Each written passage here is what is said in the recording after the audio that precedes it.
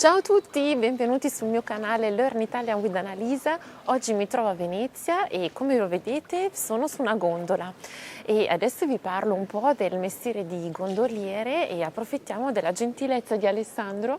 Ciao Alessandro. Ciao a tutti. E che appunto ci parla un po' del suo mestiere. Prima però vi ricordate di abbonarvi al mio canale per seguire tanti altri contenuti. Ciao Alessandro. Ciao, piacere, grazie di essere venuti qua a Venezia in gondola. Grazie a te per la tua gentilezza. Ho molte curiosità sul mestiere di gondoliere. Tu ad esempio da quanto tempo sei gondoliere? Io sono circa 12 anni che sono qui in gondola, che faccio questo mestiere. 12 anni? Eh sì. E come si sceglie di diventare gondoliere? Beh, diciamo, la mia scelta è stata più che altro perché io l'ho fatto per tanti anni come sport, perché qui a Venezia c'è la Voga alla Veneta che si pratica proprio come sport con imbarcazioni tipiche veneziane che si va fuori in laguna a remare e mi hanno proposto appunto di provare a fare il gondoliere, perché per diventare gondoliere bisogna fare un esame, una prova sia teorica che pratica. Ah, c'è un esame teorico e pratico? Esattamente.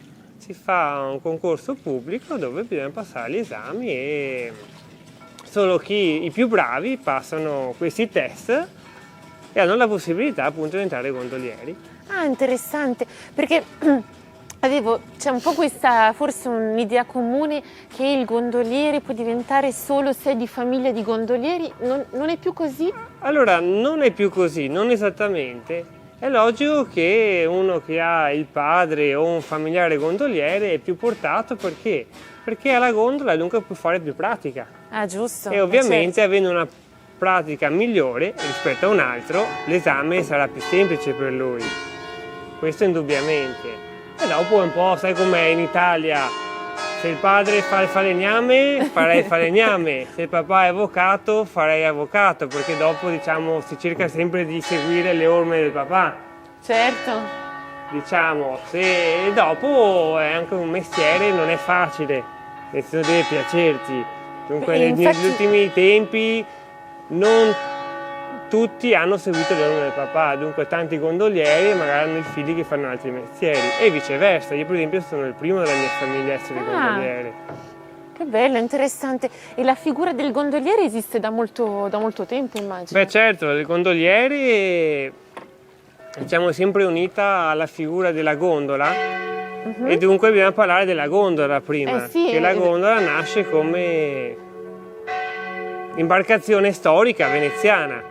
Cioè, basta che guardi le raffigurazioni nei vari quadri, nei dipinti, già da 600 anni fa la gondola la trovate nei vari quadri, nei vari dipinti. E nasce come imbarcazione delle famiglie nobili. Cioè il gondoliere era uno chauffeur privato, trasportava le famiglie per la città. Oggi noi abbiamo licenza, come licenza di taxi, una licenza comunale. Una volta era proprio la proprietà, era della famiglia ricca, nobile. Ovviamente tutti i veneziani sapevano vogare una volta, dunque chiunque poteva fare il gondoliere di casata, era un lavoro come un altro. Giusto. Oggi tanti veneziani sanno vogare, ma adesso vai a farti, diciamo, la vogata, la remata domenicale fuori in laguna. E parli di vogare.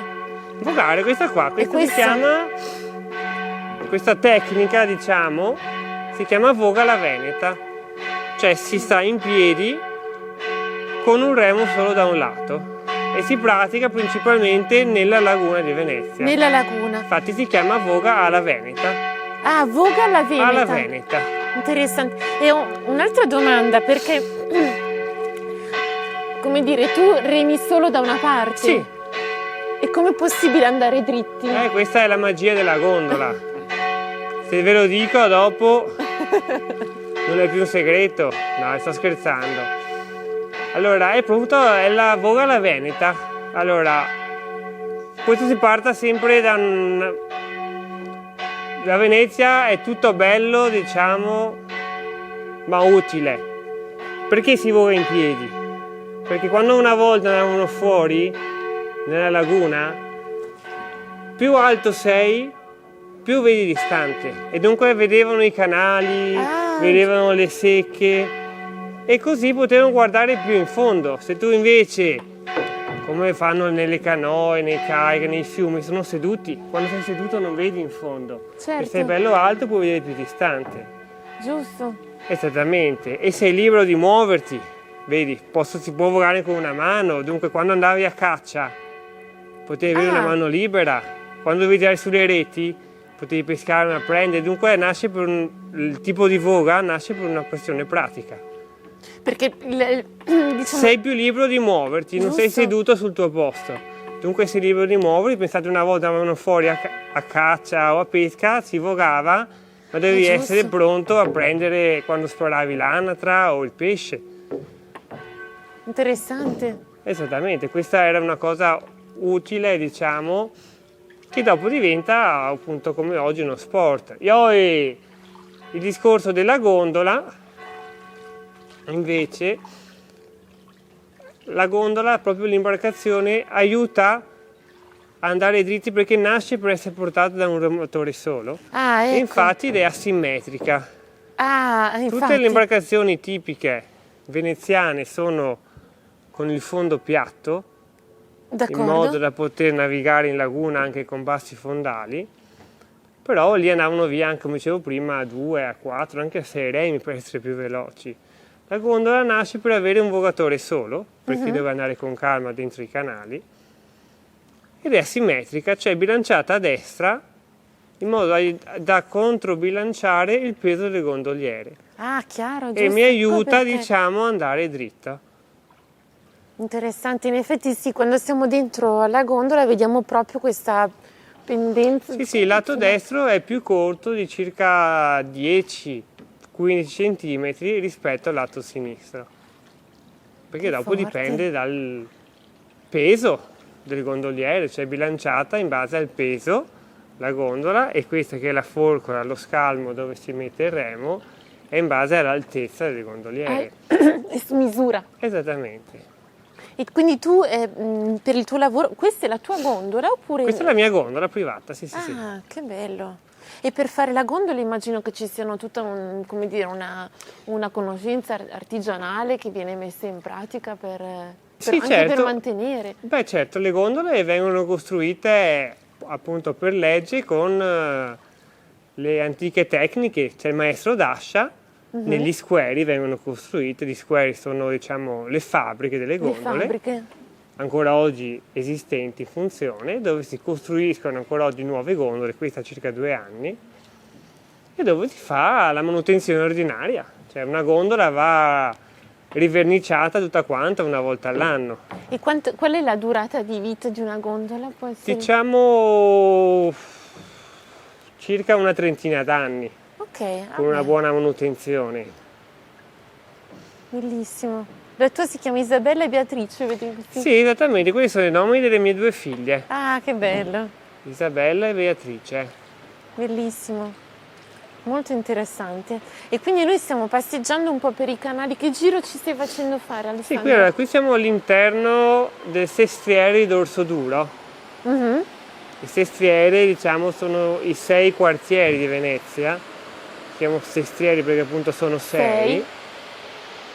Qui, come vedete, è molto tranquillo, residenziale. Qui per lo più sono case, appartamenti, con tutte le varie barche private ormeggiate lungo il canale. Quindi sì, Venezia è anche residenziale, non è solo... Non è solo turistico. Non è solo turistico. C'è gente che ci abita. Siamo sempre meno, siamo pochi, ma resistiamo. Resistete, bravi. Mi dicevi circa 50.000? Circa 50.000 residenti, sì. E i residenti riescono in qualche modo a schivare i turisti? Cioè possono vivere tranquilli oppure oggi... Sì, diciamo, hai giornate eccezionali, che può essere giornate come l'ultimo weekend di Carnevale, che diciamo, ieri c'erano circa 85.000 persone in città. E dunque magari se devi muoverti eviti la via principale, fai una laterale, indubbiamente. Però diciamo è vivibile la città, ci sono tutti i servizi che hanno tutte le altre città, dalle scuole all'ospedale, alle poste, c'è tutto a Venezia. Il problema è che quando ci sono molti turisti tutti si accalcano nei luoghi principali, può essere Rialto, San Marco, e dunque si crea un ingorgo che se uno è di fretta esattamente, deve aspettare, armarsi di pazienza. Ma bene o male è un po' come quando trovi il traffico in macchina. Non si può fare niente, solo che aspettare. E poi allora, perché sappiamo un po' la storia di Venezia, però mentre la attraversiamo dei canali ci rendiamo davvero conto della sua struttura. E Alessandro, sappiamo che è tutta su dei, chiamiamoli pali di legno, giusto? Sì. Esattamente. Venezia è come una grandissima palafitta, possiamo dire, di definirla così. Sì, è corretto, perché nel fondo qui c'è il fango. I canali, diciamo, è una laguna, e dunque gli isolotti che ci sono sotto, proprio il terreno è fango, non è roccia. E per creare una base solida dove poter costruire le case, i palazzi, sono infissi tutti i pali di legno. Ma è incredibile che per secoli, Venezia esiste da secoli e per secoli questi pali di legno resistono. Certo, diciamo si crea un processo chimico che si chiama mineralizzazione del legno, cioè i pali di legno infissi nel fondo, dentro al fango, non marciscono perché il fango li mantiene senza ossigeno, dunque non vengono corrosi dai microrganismi che normalmente marciscono il legno, e si crea un processo chimico che si chiama mineralizzazione del legno, che il legno si fossilizza e diventa quasi come roccia. Incredibile. Dunque le fondazioni che hanno 6, 7, 800 anni sono sicuramente più resistenti, più dure rispetto a quelle appena fatte. Mamma mia, incredibile. Sì, esattamente. Incredibile. Infatti vedi ancora oggi palazzi esistenti, la maggior parte di questi palazzi sono nel 1500, 1600, 1700.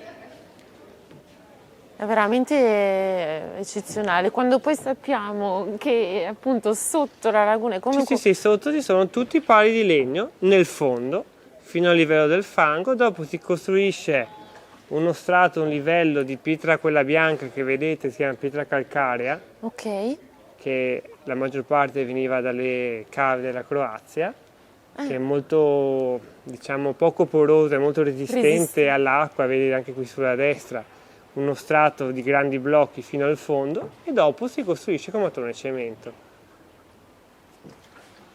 È eccezionale l'idea. Noi adesso ci stiamo avvicinando al Gran Canale, così? Qui sono di fronte al canale principale, esattamente.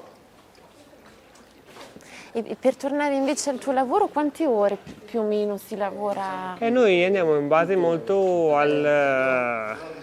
diciamo, alle giornate di luce, soprattutto d'inverno. Sai com'è d'inverno, fa buio presto, da quando sono le 3, le 4 si termina perché fa buio, fa freddo, comunque non è un buon business, diciamo, d'inverno. Soprattutto se piove non si lavora. Non si lavora.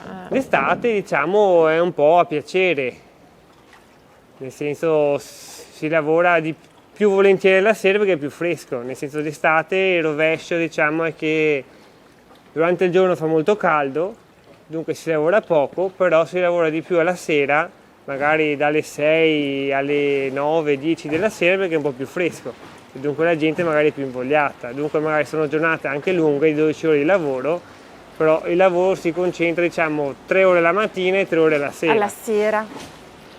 Interessante. E prima mi hai parlato di un'associazione, quanti siete più o meno di gondolieri a Venezia? Noi di gondolieri siamo esattamente 433. 433? Sì, siamo un numero limitato, un numero fisso di gondolieri, perché abbiamo una licenza comunale. Come licenza di taxi, per farvi capire, abbiamo licenza di gondola. Significa che quindi per diventare gondoliere è necessario che, come dire, il numero deve rimanere fisso. Esattamente, come dicevo prima, bisogna fare un esame, però l'esame è un concorso pubblico, cioè il comune decide quanti nuovi gondolieri ci saranno. È logico che una volta fatto l'esame non diventi titolare di licenza, ma diventi sostituto gondoliere, che lavorerà in sostituzione dei titolari. Però il comune che decide, magari se quest'anno vogliamo 20 nuovi sostituti, e allora farà il bando per 20 nuovi posti. Però hai capito, magari provano a fare il bando 500 persone, però ne passano solo 20, ma quello... Chiaro. Per quello ti dicevo prima, già soltanto che sei bravo a vogare è molto più facile che passi l'esame rispetto a uno che non sa neanche cos'è una gondola. Sì, certo. Eccoci qua, questo vedete il canale grande, come vedete appunto il canale più grande e anche ovviamente il più trafficato. Il più trafficato. Questa è l'arteria principale della città. Ci sono palazzi là, vedo Carezzonico, ci sono tutti i palazzi più conosciuti. I più lussuosi. Più lussuosi. Perché dove abitavano tutte le famiglie nobili, le famiglie patrizie veneziane qui lungo il canale. Oggi appunto per lo più sono hotel, musei, palazzi del comune, del governo. Anche di là quello a destra, Palazzo Grassi, che oggi è sede della Pinot. Questo? Sì, al momento è chiusa, ma qui è la Pinot, è una galleria d'arte internazionale. Qui è Carezzonico, oggi Museo Seicento Veneziano. Allora, K, possiamo dirlo, significa casa, giusto? Esattamente, perché come abbiamo appena detto, queste erano le case delle famiglie. Cioè a Venezia c'è solo un palazzo, che è il Palazzo Ducale, era il palazzo del Doge, dove c'era l'amministrazione, dove c'era il palazzo del governo. Queste erano tutte case, cioè ogni famiglia aveva la sua casa. Carezzonico è la casa della famiglia Rezzonico. Della famiglia Rezzonico. Palazzo Grassi, chiamano palazzo perché appunto questo è stato costruito in un altro periodo, però è Cagrassi. Diciamo, Palazzo anche. Grassi della famiglia Grassi.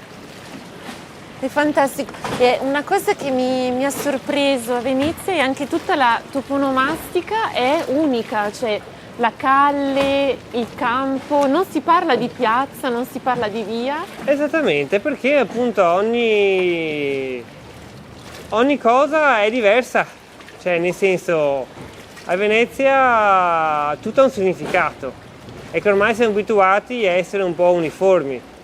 Una piazza è una piazza, sì. Una strada è una strada, qui no, perché qua erano diverse, tutti sono campi, perché di piazza ce n'è una sola, che è la piazza San Marco, gli altri erano campi, perché una volta erano campi di terra. Da campo? Proprio da campo di terra, non c'era la pavimentazione.